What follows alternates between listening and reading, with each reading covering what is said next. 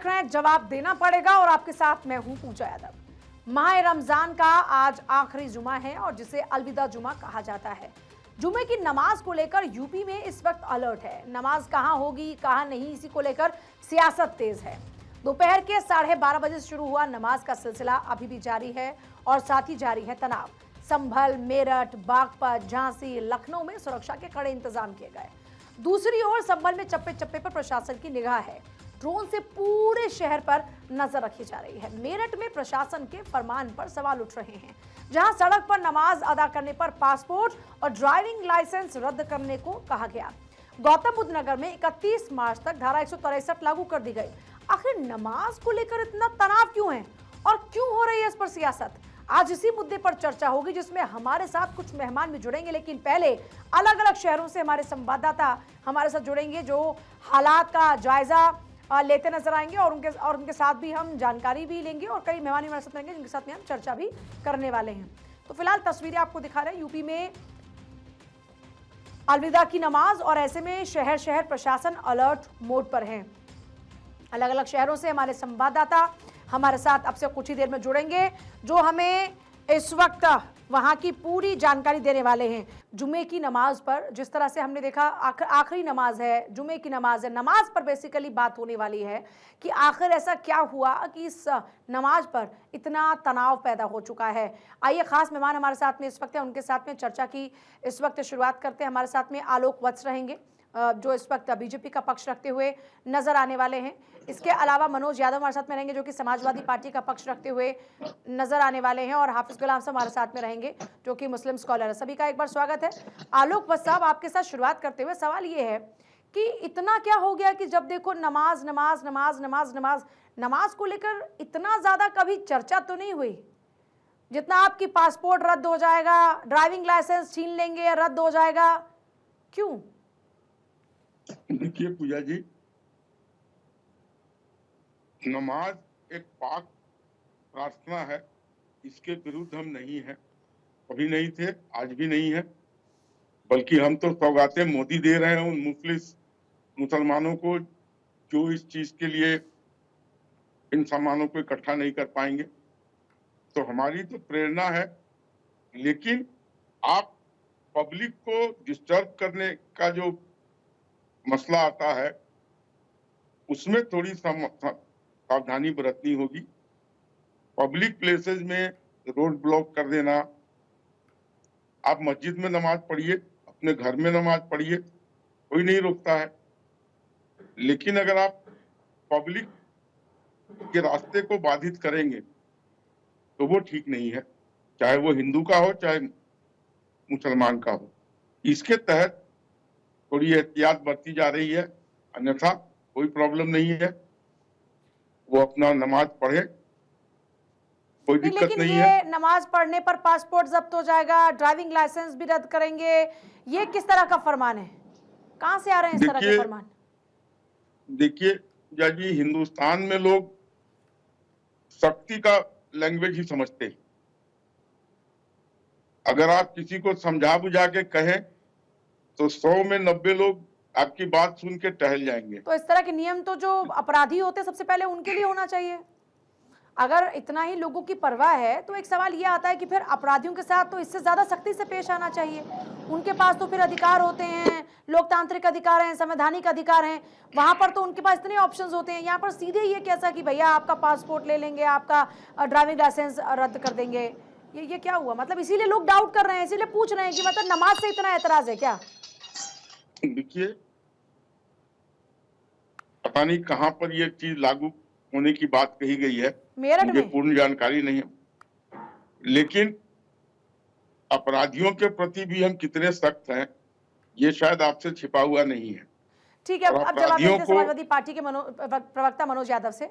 मनोज जी ये कह रहे हैं कि साहब आपके पास नमाज पढ़ने के लिए मस्जिद है, आराम से पढ़िए, ना आपको परेशानी ना किसी और को परेशानी, इस पे ऐतराज क्यों है? इस पर राजनीति तो विपक्षी पार्टी के लोग कर रहे हैं।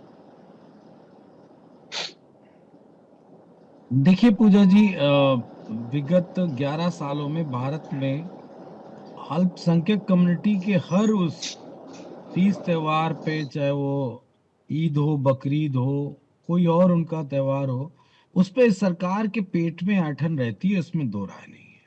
ये जो बनाया जा रहा है पूरा माहौल बीजेपी शासित राज्यों में, वो जानबूझ के बनाया जा रहा है। वो इसलिए बनाया जा रहा है कि वो जो एक कहावत नहीं है गांव में कि अब्दुल की चूड़ी टाइट करके रखी है, वैसे बीजेपी के जो नेता हैं उन्होंने कितना गलत कोट करते हुए कहा कि सड़क पे बाधा ना हो, लोगों को आने जाने में तकलीफ ना हो। तो जुम्मे की नमाज या ईद में, जब ईद वाले दिन नमाज होती है, तो ये साल भर तो होता नहीं है, ये तो साल में एक आध बार होता है। लेकिन आप ध्यान करिए कि हम सब हिंदू कम्युनिटी से आते हैं, कितने त्योहार हमारे सड़कों पे मनाए जाते हैं, चाहे वो दुर्गा पूजा का त्योहार हो, चाहे वो हमारा भगवान शिव का कांवड़ यात्रा हो, चाहे और भी जितने भी भंडारे होते हैं, सब सड़कों पे ही तो लगाए जाते हैं। क्या बीजेपी के नेता को इतना भी इल्म नहीं है, इतना भी ज्ञान नहीं है, और कहते हैं कि ट्रैफिक में बाधा नहीं उत्पन्न होनी चाहिए। इस तरह साफ साफ कहो कि मुसलमानों के त्योहार में ट्रैफिक में बाधा नहीं होनी चाहिए। ये बात अगर कहने की हिमाकत नहीं है, तो अपने नेताओं से, अपने मुख्यमंत्रियों से, सबसे कह दो कि इस तरह के अनर्गल आदेश ना दिया करें, अधिकारी इस तरह की बात ना किया करें। कौन होता है मेरठ का एसपी, कौन होता है जो इस तरह का बयान देंगे कि हम पासपोर्ट रद्द कर देंगे? क्या उन्होंने ही बनाया? क्या पासपोर्ट जो रद्द कर देंगे? अथॉरिटी है उनके पास, क्यों कर देंगे पासपोर्ट रद्द? अगर इस तरह की बातें कही जाएंगी तो सिर्फ एक ही बात है कि ये मौजूदा फेल सरकार उत्तर प्रदेश की सिर्फ और सिर्फ ध्यान भटकाने के लिए, जनता के मन में एक ऐसी व्यवस्था बनाने के लिए, असुरक्षा की भावना को लगातार पूजा जी जनता के बीच में बता के ये दर्शाना चाहती है कि अगर भाजपा रहेगी तो मुसलमान टाइट रहेगा, नहीं रहेगी तो मुसलमान पूरी ठीक तरीके है, इसका से जवाब जल्दी से जैसे आलोक कहते हैं फ्री रहेगा। आलोक बस इसका जल्दी से जवाब देंगे, फिर मैं हाफिज गुलाम सरवर के साथ के पास जाऊंगी।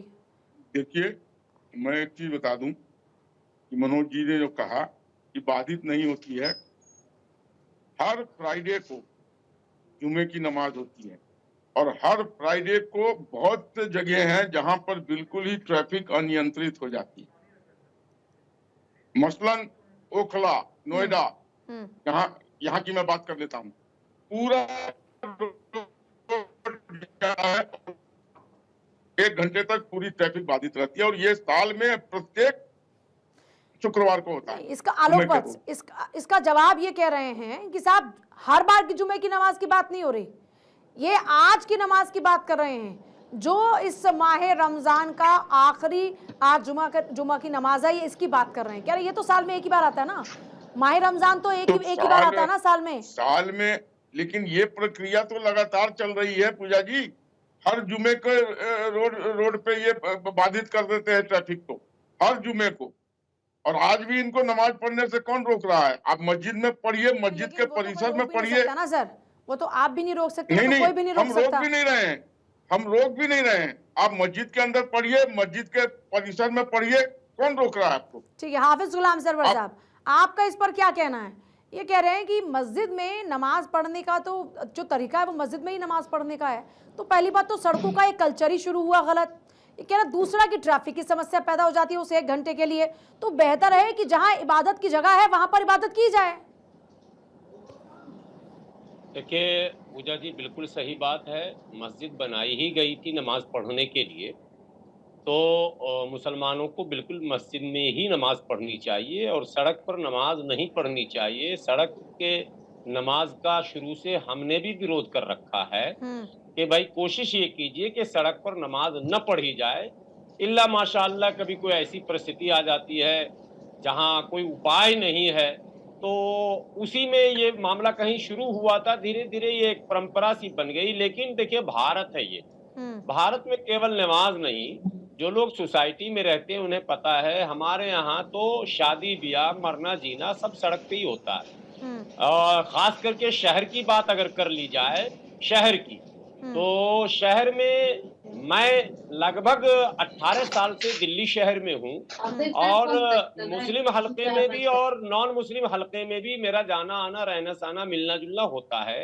यहाँ तमाम तर मध्यम वर्गीय लोगों की शादियां जो होती है वो सड़क को घेर कर पंडाल लगाया जाता है। और सिर्फ मुसलमानों के नमाज का मसला नहीं है, यहाँ जितने त्योहार होते हैं, जितने, मैं कह रहा हूँ, धर्म का नाम लेने की जरूरत नहीं है, जितने भी त्योहार हैं, जिनके भी त्योहार हैं, वो सब सड़क पर होते हैं। दशहरा का पंडाल तो कहीं कहीं दुर्गा मंदिर में लगता है, लेकिन कई जगह स्पेशली उसकी स्थापना अलग चौराहे पर की जाती है और फिर रावण दहन होता है और पटाखे छूटते हैं, सब कुछ होता है और हम लोग मनोरंजन लेते हैं। हमारे बच्चे भी खड़े होकर तमाशा देखते हैं, मेला में घूमते हैं, आनंद लेते हैं और वहीं जो है एक मिश्रित संस्कृति का मुजाहिरा होता है। जिसे आप जिस रावण दहन की प्रक्रिया को आप तमाशा कह रहे हैं, वो तमाशा नहीं होता, वो परंपरा है। परंपरा, लेकिन सारे लोग जाते हैं, देखते हैं, हमारे बच्चे भी जाते हैं, खड़े होते हैं, उसमें भीड़ लगती है, मेला लगता है। और मेले में बाज़ाब्ता, मेला का मतलब मेला यानी वो सब कुछ झूला ये वो और सब सड़क पर तो होता आप है। एक बात कहिए, आप ये कह रहे हैं कि जब सारे त्योहार सड़कों पे मनाए जाते हैं तो फिर नमाज पर ऐतराज क्यों है? क्योंकि आप एक तरफ ये कह रहे हैं कि नमाज मस्जिद में ही होनी चाहिए और दूसरी तरफ आप ये कह रहे हैं कि जब सारे त्योहार सड़कों पर होते हैं तो फिर मुझे लगता है आखिरी बात में आप यहीं पर ही आएंगे कि इस पर ऐतराज नहीं होना चाहिए। 10 सेकंड। पहली बात, बहैसियत मुसलमान के, मैं मुसलमानों से अपील करता हूं कि बिल्कुल सड़क पर नमाज न पढ़ें, इस परंपरा को बंद करें। लेकिन भारत के तमाम उन भाइयों से जिन्होंने आज तक इस परंपरा को बड़े भाई के रूप में खड़े होकर इसका निर्वहन करवाया है, उनसे विनती है कि आप ऐसे शब्दों का प्रयोग करके घृणा और द्वेष को बढ़ावा ना दें। ये क्या कि मारूंगा तो पीटूंगा तो जेल में डाल दूंगा तो पासपोर्ट छीन लूंगा, छत पर भी नहीं पढ़ने दूंगा, घर में भी नहीं पढ़ने दूंगा। छत का भी इस्तेमाल किया गया है, संभल में कहा गया है कि अपने घर के छत पर भी नहीं पढ़ सकते। ये बयान गैर जिम्मेदाराना, असामाजिक, असंवैधानिक भी इसे मैं कह सकता हूं बयान है। खास करके पदाधिकारियों को यह बयान नहीं देना चाहिए। राजनेता तो वोट के लालच में कुछ कह देते हैं, अब पदाधिकारी कहने लगेंगे, हम कहां जाएंगे? हम तो बताइए आलोक वत्स, नेताओं की बयानबाजी को ये लोग राजनीति के लिहाज से छोड़ दिया करते थे, लेकिन ये कह रहे हैं कि अधिकारी अगर अब इस तरह का व्यवहार करेंगे तो फिर जाएंगे कहां? देखिए, अधिकारी पूजा जी उन्हीं निर्देशों का पालन करते हैं जो सामाजिक समरसता में कोई बाधा नहीं उत्पन्न करती है। नहीं, पर आलोक वत्स जी, फिर ये कैसी सामाजिक समरसता हुई? ये कह रहे हैं कि साहब दशहरा हो, दिवाली हो, आप हर त्योहार सड़क पर मना सकते हैं, आप जागरण करवा सकते हैं, आप चालीसा पढ़वा सकते हैं। अभी मस्जिदों को ढका गया था, इनसे पूछिए अगर सड़क पर होली न मनती तो मस्जिद को ढकने की क्या जरूरत थी? इसका क्या जवाब है आलोक वत्स? नहीं, फिर वो तो भावनाओं की बात हो जाती है ना सर। वहां पर तो किसी की भावनाएं आहत ना हो इसलिए कि रंगों से, क्योंकि कुछ लोगों को ऐतराज होता है, ये तो इसलिए वहां पर ढका गया। वो तो भावनाओं के लिहाज से उस फैसले को लिया गया। सड़क पर आपने होली मनाई तभी तो ढका ठीक है, गया। जवाब आलोक वत्स, जब आप कह रहे हैं सारे त्योहार सड़क पर मन सकते हैं तो सिर्फ नमाज क्यों नहीं हो सकती?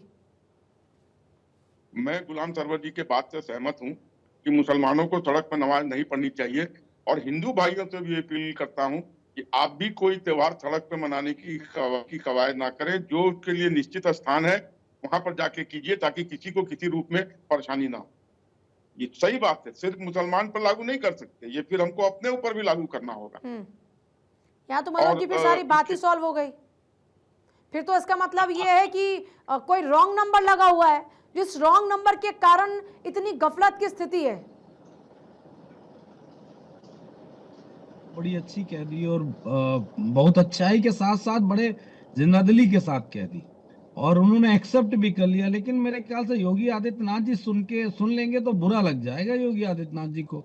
उनके अधिकारी, उनके एसपी, उनके सीओज अगर सुन लेंगे तो आलोक वत्स जी के लिए थोड़ा सा मुश्किलात आ जाएंगे कि ये कौन व्यक्ति बीजेपी का समर्थक बैठा है जो इस तरह की बात कह रहा है। वो देखिए, जिस तरीके से नफरत की पौधशाला को बढ़ाया जा रहा है और नफरत उत्तर प्रदेश में राजनीति का मूल चरित्र बनता चला जा रहा है, ये दुर्भाग्यपूर्ण है। किसी मुसलमान भाई को शौक नहीं कि वो सड़क पे नमाज पढ़े, कोई नहीं पढ़ना चाहता है। लेकिन आप जिस देश में रहते हैं उस देश की आबादी दुनिया की सबसे बड़ी आबादी में शुमार होती है, तो आपने व्यवस्थाएं क्या की हैं? आपने 10 सालों में पॉपुलेशन कंट्रोल को लेके कौन सी पॉलिसीज बनाई हैं?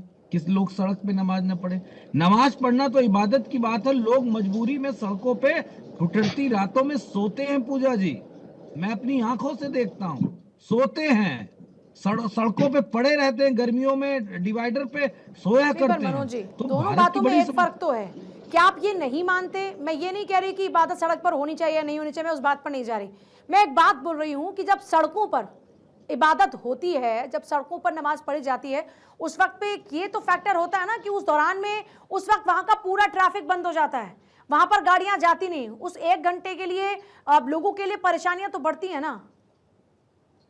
देखिए, ये एक बड़ी छोटी सी बात है। तो मैं कह रहा हूं कि जब भगवान शिव का होता है, त्योहार होता है, तो पूरी कई कई किलोमीटर, कई कई मतलब एक नहीं सैकड़ों किलोमीटर रोड रोक दी जाती है।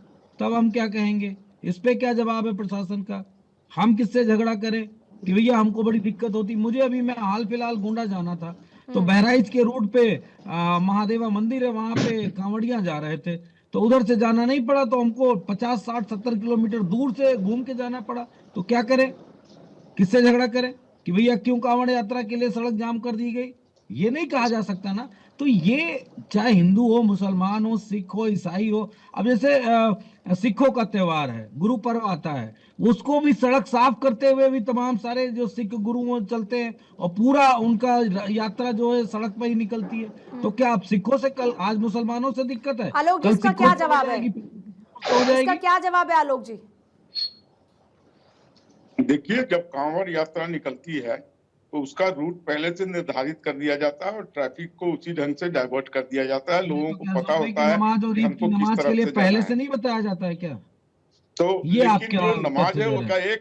एकाएक सड़कों को बाधित कर देता है और एकाएक क्या 1 होता है? घंटे ना ना तक ना ना, ये गलत बात है। पूरी ये तरीके आलोक से जी यातायात इस तरह ठप हो मत कहिए, जाती है। देश सुन रहा है, पूरा देश नहीं दुनिया नहीं, सुन रहा आप है। एक मिनट मुझे भारत बोल लेने दीजिए 24 मनोज भाई। नेशनल न्यूज चैनल है। आप मुझे बोल आप लेने ये कौन सा तर्क दे दीजिए रहे हैं कि नमाज कि एकाएक होने लगती है? लेकिन जो कांवड़ की यात्रा त्योहार निकलती रजिस्टर है जानते हैं वो थानों में? पहले से थानों निर्धारित में रूट पे ही त्योहार निकलती है रजिस्टर और होता है, उसके मालूम लिए आपको?